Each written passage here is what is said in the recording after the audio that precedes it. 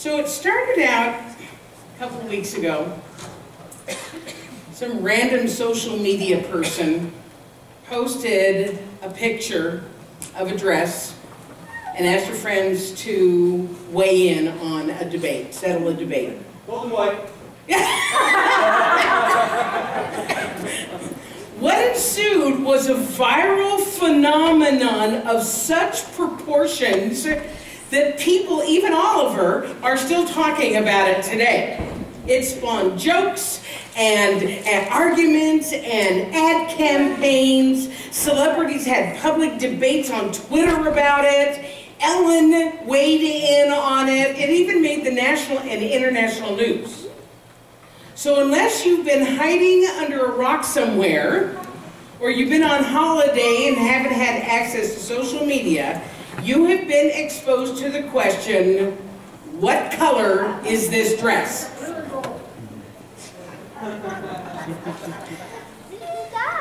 From the peanut gallery, approximately, now this is the truth, approximately 70% of the people who see this picture say what Oliver said, which is it's white and gold. 30% of the people swear it is blue and black. Now, I want to see a show of hands. We're going to do a straw poll. How many see white and gold? How many of you see blue and black?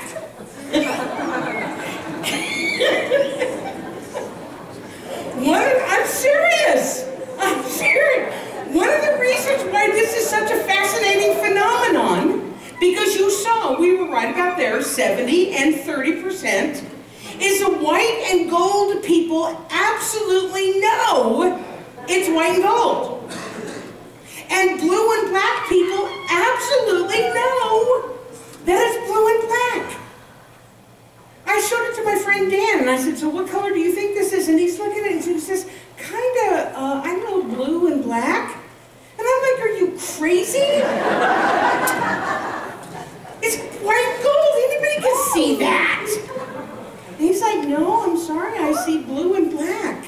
And no amount of convincing on my part could make him change his mind to the fact that it was absolutely and clearly white and gold. Except, officially, and I really hate to admit this, the dress actually is blue and black. This is a picture, so let me tell you this. The person who posted the original picture was a girl who wanted her mother, she was getting married, the girl was getting married, and she wanted her mother to wear a particular dress, and the boyfriend's going, well, that doesn't work because it's white and gold. And she's like, you're crazy, it's blue and black. So the next picture over is the picture of the mother wearing the dress. And it is clearly blue and black. And yet, 70% of the people who see the picture see it as white and gold. So, how is that possible? Well, there's all kinds of scientific explanations for it, including it's the play of the light on the dress in this particular picture, and how the cones and the rods in people's eyes are shaped differently, therefore they see different colors, and how individual mind perceives color. So if it's true that each individual human brain perceives colors differently, and the rods and the cones in people's eyes are shaped differently, which causes them to see colors differently, then that means that no one is wrong in how they see the dress, particularly us 70%. It is simply how we see and process the information. In other words, what we perceive the color to be. Gustave Flaubert said this. He says, there is no truth. There is only perception. Again, this is a famous optical illusion. How many of you see a duck? How many of you see a rabbit? How many of you see both? They're both there. They're both there. Perception is unique and individual to each person. So I did a little research. You know me, I look up words to find out what it is that they really mean. And here are the synonyms for the word perception and perceive. Observe, see, notice, recognize, identify, and view. In other words, how I see and observe and identify and recognize things is just different than the way you see and observe and identify and recognize things. And neither one of us is wrong. Everybody take a deep breath. Because you may be thinking to yourself, this is kind of interesting, but it's kind of psychology, or maybe it's science. What does it have to do with spirituality? Well, first of all, everything is spiritual, so everything has to do with spirituality. But second of all, one of the things that gets in the way of true spirituality, of true religion, of true faith, is the belief that I'm right and the other guy is wrong. Just like I said, I was absolutely sure that Dan was wrong about the color of the dress based on my perceptions. In the same way, we are so often sure that someone else's faith tradition or someone else's religion is wrong or doesn't measure up because it doesn't jive with how we think it is. We see evidence of it every day in the news, right? There are people who are so convinced that they are right and other people are wrong that they're willing to kill or be killed for it. And that's just modern times. Throughout the annals of history, we have seen people fighting over this stuff all the time. My made-up guy in the sky is better than your made-up guy in the sky. My creation story is truer than your creation story. My culture and my traditions are superior to yours. My opinions and my beliefs are better than yours. When in reality, it's just people seeing and perceiving things differently. It's white and gold versus blue and black. John Moore said this: your opinion is your opinion. Your perception is your perception. Do not confuse them with facts or truth. Wars have been fought and millions have been killed because of the inability of men to understand that everybody has a different viewpoint. Now you may be thinking, well, yeah, that's true. I agree with that. And if people would just get it, then the world would be a better place, right? And I agree with you, absolutely. If people would just get it. And yet, there are other people who believe that their way is the true and right way. And it is their sworn duty to convince others of that. So who's right? Who's right?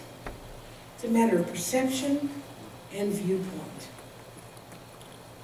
And when we see it like that, this is very spiritually mature stuff, you guys. I want you to understand this. To really get this concept about perception, it's very spiritually mature, because when we see it from a place of it's just perception, it's not so black and white. It's not so gold and white, is it? We have to ask ourselves, where is our level of tolerance for someone else's perceptions? Ernest Holmes said this: our spiritual outlook is a universal one. There is tolerance in its concept and inclusion. The infinite is all-embracing. We work in harmony with all religious beliefs, since each in his own way seeks the ultimate cause, God. The one who understands the science of mind will be tolerant, kind, and sympathetic. So instead of thinking that the other group is wrong, how would it be if we just simply said, I don't understand their perceptions, but I honor their right to have them. Yes? So if it's true about our spiritual beliefs, then it also needs to be true about the other aspects of our lives, including, oh my God, our relationships. Yeah. How many arguments, how many misunderstandings, how many feuds, how many breaks have happened as a result of people simply having different perceptions about how they think the world should look? I know a family who had two brothers, and the two brothers did not get along. They didn't speak to one another for years because one of the brothers is gay and the other feels that it is absolutely wrong according to his perceptions, his religious beliefs. The gay brother could not accept what he considered to be his other brother's intolerance, and the other brother could not accept what he considered to be his brother's choices and lifestyle. And yet neither one was wrong or right according to his perception. They were simply different. How beautiful would it have been if the gay brother had said, you know, I know you don't agree with my lifestyle, but I love you and I want you to be in my life. And how beautiful would it have been if the other brother had said, I don't understand your lifestyle. I don't understand your preferences, but you're my brother and I want you to be happy. Unfortunately, that didn't happen. And one of the brothers passed away before any reconciliation could take place. And I suspect that the living brother has deep regrets that neither one of them was able to budge from their spot and see things differently. So I challenge you to ask yourself, is there a relationship or a situation in your life where you're holding on to your perception of what is right and not allowing someone else to have their perception as to what is right? You don't have to cop to it, just think about it. If that is the case for you, is it restricting or blocking the flow of love and peace and harmony into your life? What could happen if you were willing to try to see things from a slightly different perspective? We've been talking about perception, how I see the world. But perspective is where I'm seeing it from. Are you following me? To move from where you are so that you can see something that you might not have been able to see if you hadn't moved. Going back to the dress analogy, there was no way for me to understand how Dan could see that dress as blue and black. No way. Until I tipped the screen very slightly on my computer. I tipped it back, and behold, the obviously blue, white and gold dress had become blue and black. In other words, when I changed my perspective and saw it from a different angle, everything changed. I saw it differently than I had just moments before that. Now that's one of the basics of our teaching, folks. And one of the reasons that we put such an emphasis on classes, because you know that we do, because most of us are going through life from a particular perspective, right? It's comfortable, it's normal, we're in our groove, we like how things are going. But then we enroll in a class, or we read a book, or we see a movie, or we have a conversation that kind of blows our minds, or we go someplace new, like to a foreign country or something, and all of a sudden our comfortable perspective that we've been looking at life from changes. We begin to see things that we hadn't seen before. Our worldview literally shifts and changes. And we see so much more. But here's the beauty about changing perspective. is that it doesn't mean I can't still see things the way that I did before. It just means that I have the opportunity to see more than I did before. For instance, when I look at that white and gold dress, it is white and gold in my mind, when I look in that white and gold dress straight on, it is still white and gold. But I know that if I can tip the screen just a little bit, I see blue and black. That means the choice of what I see is up to me. So now the question becomes, are you willing to let go of the attachment of what you absolutely know is right and true, and allow that maybe it might appear different to someone else, and to accept that maybe they aren't wrong, just different? Everybody go like this. And see you doing it.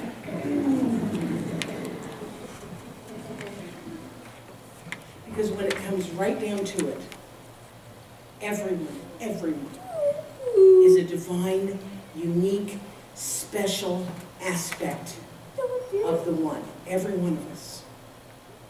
Every one of us is part of that tapestry of life. Every one of us is here to express ourselves as we are. And every one of us sees the world a little bit different according to our perceptions and our perspective. So our job as ever-growing, ever-expanding spiritual beings having a human experience, our job is to continually widen our perspective so that we can realize that everyone here has their own perceptions, and to be tolerant of it, to even, accept it to the best of our abilities. I love this quote by William Blake. If the doors of perception were cleansed, everything would appear to men as it is, infinite. If the doors of perception were cleansed, everything would appear to men as it is, infinite. And that, ladies and gentlemen, is the crux of the situation. Because we live in this amazingly abundant, diverse, ever-changing, always moving, ever-expanding, infinite universe. And it is filled with more unique and individual expressions than we can ever possibly imagine. And that is something to celebrate. I mean, think about it. How boring would it be if everybody had the same spiritual beliefs? Right? How boring would it be if we all had the same cultural traditions? How boring would it be if we all had the same skin color and the same texture of hair? How boring would it be if we all saw things the same way? And especially in the past few weeks, how boring would life have been if we all saw the dress as white and gold or blue and black? So you see, it really does matter. I love you, and so it is.